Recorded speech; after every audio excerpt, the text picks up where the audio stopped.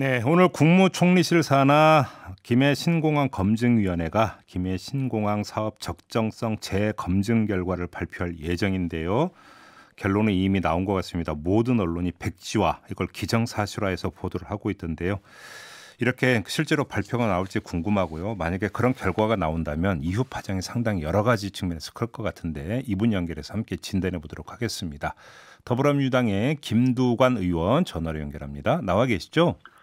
예, 안녕하세요. 네. 김두관 의원입니다. 안녕하세요, 의원님. 의원님들 일단 백지화 결론 난 걸로 그렇게 파악하고 계십니까? 예, 저도 그렇게 듣고 있고요. 예. 일단 안전, 소음, 환경, 또 주민들 여론 등등 해서 사실은 다 반대를 하고 있고, 두 번째 체에서 예. 김해 신공항을 확장하려고 그러면 산을 깎아야 하는데 이 문제는 또 부산시하고 협의를 해야 되는데 네. 협의를 하지 않았고 예. 또 부산시가 산을 깎아서 위험한 국제공항을 승인할 이유가 없기 때문에 아마 백지화로 결론이 난 것으로 그렇게 저는 알고 있습니다. 백지화라고 한다면 결국 이제 또다시 이제 동남권 신공항 입지 이야기가 이제 다시 또 이제 갈등 소재가 되는 거 아니냐라는 우려가 있던데 이건 어떻게 보세요? 과거에 이제 밀양하고 예. 가덕도 공항하고 상당히 논란이 있었습니다만 그 당시 이제 부산 경남은 오히려 가덕도를 희망을 했었고요. 그렇죠. 대구 경북 쪽에서 밀양이 가깝기 때문에 선호를 했었는데 이제 대구 경북은 지금 그 공항이 확정이 됐기 때문에 이제 대구 경북 쪽은 정리가 됐기 때문에 네. 이 김해 신공항 확장안이 무산이 되면 가덕도 신공항 쪽으로 이렇게 정리가 될 것으로 저희들이 전망을 하고 있고 그럼 대구 지사님들이라든지 또 우리 정치권에 뒷받침을 하고 있습니다. 대구 경북 쪽에서 별로 반발이 없을 거다 이렇게 보세요? 네, 저희들은 정리된 걸로 보고 있는데 권영진 대구광역시장은 다른 의견을 좀 내시는 것으로 듣고 있습니다. 그러니까요. 그다음에 그 국민의힘 소속 그 대구 경북 지역 의원들도 어제 긴급 대책 회의를 가져서 비판을 했다는 이런 보도도 있던데요. 제가 알기로는 김종인 지금 비대위원장께서도 네. 가덕도 신공항으로 이렇게 좀 적극적으로 정치권에 돕겠다고 입장을 정리했기 때문에 그렇게 파악하고 계세요? 예, 그렇게 되어 있습니다. 그렇게 결정된 것으로 알고 있고요. 예. 제가 보도도 받고 예. 또 부산 경남의 지역구 국회의원들께서도 이 부울경 메가시티를 완성하기 위해서는 단순하게 공항 하나를 만드는 게 아니라 부울경 메가시티의 초석을 다지는 큰 역사다. 예. 침체된 부울경 경제를 비상시킬 날개다 이렇게 인식을 하고 있어서 정치권에서는 가덕신공항으로 빠르게 좀 결정을 하는 걸로 그렇게 되어 있고요. 또 2030년에 세계 엑스포를 부산 광역시에서 유치를 했기 때문에 예. 그 이전에 한 2028년쯤에 완공을 하기 위해서는 굉장히 좀 속도감 있게 추진을 해야 하는데 김해 신공항 확정안이 무산됐다 해서 그게 바로 가덕도 신공항으로 연결되지는 않고요. 또 새로운 절차를 밟아야 되기 때문에 시간이 좀 걸리는 점들을 우려하고 있습니다. 자, 정치적인 부분은 이게 이제 워낙 복잡한 것이기 때문에 나중에 좀 따로 짚어보도록 하고요. 정치적 측면으로 한정해서 좀 질문을 드리고 싶은데 마침 유튜브에서 시원소주님이 이런 의견을 주셨는데요. 답변 좀 부탁드릴게요. 부산시장 보궐선거가 없었다면 가덕도 얘기를 다시 꺼냈을까요? 라는 질문을 주셨는데요. 사실은 2016년에 박근혜 정권이 김해 신공항으로 결정한 게 저는 선거 전략이었다고 생각하고요. 오히려? 결과적으로 귀중한 몇 년을 허송 세월을 했습니다. 예. 사실은 세계 어느 나라도 공항 건설은 정치적으로 미래를 내다보면서 결정을 하거든요. 네. 그래서 사실 이게 동거롭게도 부산시장하고 보궐선거 맞물리게 됐지만 가덕도 신공항 결정은 더 늦출 수가 없고 사실 지금도 아까 말씀드린 늦었거든요. 그리고 이제 기본적으로는 일극 중심이 아니라 국토 다극화 또 부울경 강주 전남 대구 경북 세종특별자치시와 대전 이런 소위 다극 체제로 가는 데 있어서 우선은 부울경의 가덕 신공항이 결정적인 역할을 하기 때문에 선거 때문에 하는 건 아니고요. 당연히 해야 될 일을 하는 겁니다. 알겠습니다. 그렇게 해석은 할 수 있겠습니다. 전혀 상황은 그렇지 않다는 말씀입니다. 선거 때문에 다시 말해서 의도적으로 선거를 염두에 두고 했다라고 하는 것은 그러면 논외로 치고 이게 선거 결과에 영향을 미칠 수 있다라는 점에 대해서 어떻게 생각하십니까?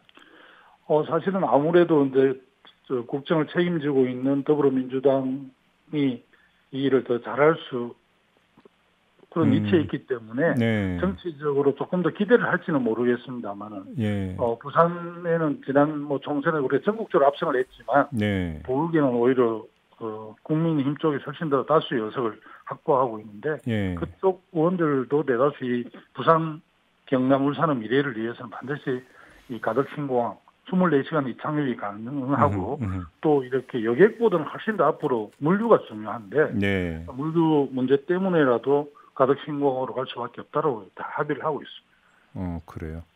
예. 지금 뭐 최근에 PK 민심이 좀 요동치고 있다 이런 보도가 나오고 있던데요. 의원님은 체감을 하고 계세요 혹시? 최근 여론조사에 더불어민주당이 한 1% 정도 앞선 여론조사도 나오고 예, 또 얼마 전에는 또 뭐 국민의힘이 앞선 걸로 나와 있는데 네. 더불어민주당에 대한 그 관심도 있지만 아마 오랫동안 일방적으로 국민의힘을 지지했는데 네. 제1야당으로서 뭐 지역의 여러 가지 해난들 또 경제 문제 이런 거에 대해서 좀 잘 대응하지 못한 것에 대한 실망감 때문인지는 모르겠습니다만 예. 일단은 지금 여론조사가 여야가 비슷하게 나오고 있습니다. 아 그래요? 네, 과거보다는 훨씬 더 지금 민주당에 대한 기대인지 아니면 국민의힘에 대한 실망인지는 알 수가 없는데 네. 그렇습니다. 현장에서는. 물론 이제 의원님은 뭐 지역구가 부산은 아니고 경남이긴 합니다만 그래도 바로 인접해 있기 때문에 뭐 쭉 파악을 하고 계실 거라고 생각을 하는데 사실은 경남 양산시는 예. 행정구역상 경남이지만 경제적으로 또 역사적으로 볼 때 울산하고 부산에 더 영향을 많이 받아서 네. 양산 시민들의 그런 여론이 뭐 부산 시민들 여론하고 울산 시민들 여론하고 크게 다르지 않습니다. 그러면 좀 뭐 질문 드려도 될 것 같은데 내년 그 부산시장 보궐선거 민주당 입장에서도 한번 충분히 해볼 만하다. 내지 나가서 낙관할 수 있다 이렇게 보시는 겁니까? 저도 어제 뭐 부산에 뭐 토론회에 참석하고 왔는데요. 네. 토론을 마치고 많은 우리 당 관계자들 또 일반 시민들도 만나고 했었는데 네. 상당히 그 기대를 하고 있더라고요. 여튼 부산 보궐선거 키워드는 부산의 자존심과 또 미래라고 생각을 하고 있고요. 네. 어쨌든 뭐 우리로서는 부산의 미래를 설계할 수 있는 그런 후보가 돼야 된다고 보고 있고 또 우리 당에서 그런 후보들이 나오리라고 생각을 하고 있습니다. 지금 뭐 어떤 후보, 어떤 인물들이 거론되고 있는지도 궁금한데 일부 보도를 보면 김영춘 전 의원이나 뭐 김혜영 전 최고위원 이름이 거론되던데 당 안에서 실제로 그렇게 좀 움직이고 있는 겁니까? 예, 뭐 당하고 부산 우리 시당 쪽에서는 사실은 김영춘 국회 사무총장, 네. 전 해양수산부 장관하고 뭐 김혜영 최고위원 또 우리 박인영 전 시의회 의장 어떤 몇 분들하고 접촉도 하고 있고 네. 본인들이 요청도 드리고 있는 것으로 저는 듣고 있습니다. 뭐 어제 보도를 보니까 김영춘 국회 사무총장 같은 경우는 결심이 섰다 이런 보도가 나오고 있던데 의원님도 그렇게 파악하고 계세요? 김영춘 장관이 이제 2년 전에 부산시장 요청을 받았었는데요. 네. 그때도 이제 그 해양금융공사라는 부산 경남 입장에서 보면 굉장히 중요한 공공기관 설치를 눈앞에 두고 있었는데 네. 그 당시에 김영춘 장관께서 그걸 좀 부산 경남의 미래를 위해서 그 마무리하고 싶다 이렇게 해서 그 일을 하다 보니까 사실 어떻게 보면 부산광역시장 출마를 놓친 셈인데요. 아마 여러 가지 사정상 네. 당에서 강력하게 요청하고 있고 당의 요청을 본인이 좀 피할 수 없지 않는가 이렇게 좀 정리하고 있는 것으로 듣고 있습니다. 그렇게 보고 있군요. 그럼 선거를 두고 이제 보궐선거에서 대선으로 좀 넓혀서 질문 하나만 드릴게요, 의원님.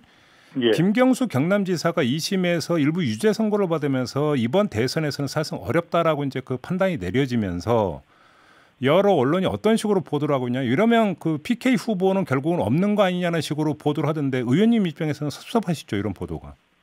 그렇지 않습니다. 제가 부족해서 그런 것 같고요. 일단 뭐 의원님은 의향 없으십니까? 저는 뭐 2012년에 한번 경험을 했었는데요. 예.